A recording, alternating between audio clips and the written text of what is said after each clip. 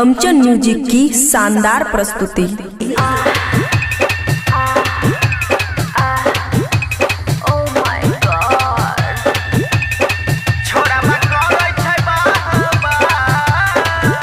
खुशी recording studio बलुआहा। होली में छोड़ा पंजियाई ले कोई छौड़ी के चोली रंग देलक। होली में छोड़ा पंजियाई ले कोई छौड़ी के चोली रंग देलक। सटल कोई जब पिचकारी छौड़ी गेल चिल्लाई रे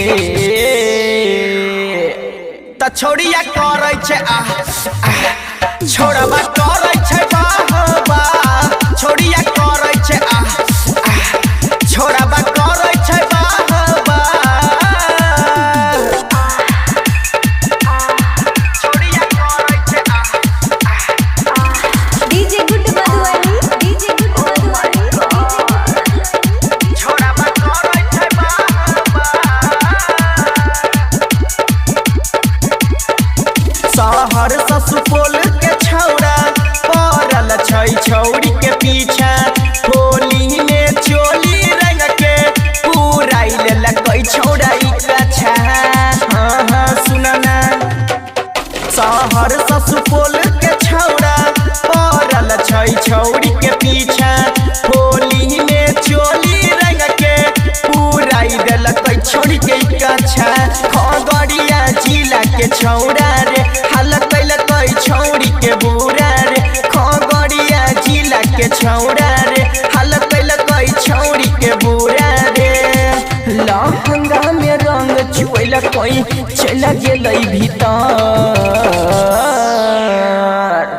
त छौड़िया करे छे छोड़बा करे छे बाबा छौड़िया करे छे छोड़बा करे छे बाबा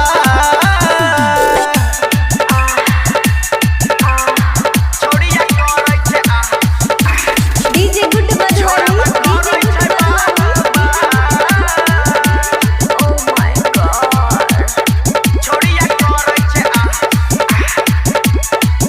राइटर रामकेश छलै छौड़ी के तोरने हुक किशन लाल दाबै छै छौड़ी के दोनों बोलो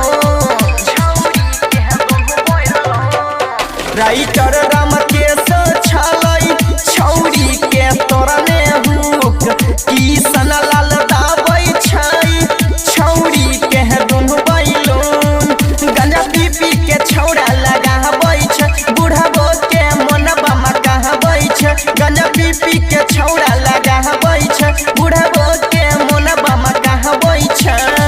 सटल कोई जब पिचकारी छौड़ी गेल चिल्लाई रे त छौड़िया करे छे छोड़बा करे छे बाबा छौड़िया करे छे छोड़बा करे छे बाबा। खुशी रिकॉर्डिंग स्टूडियो बलुआहा।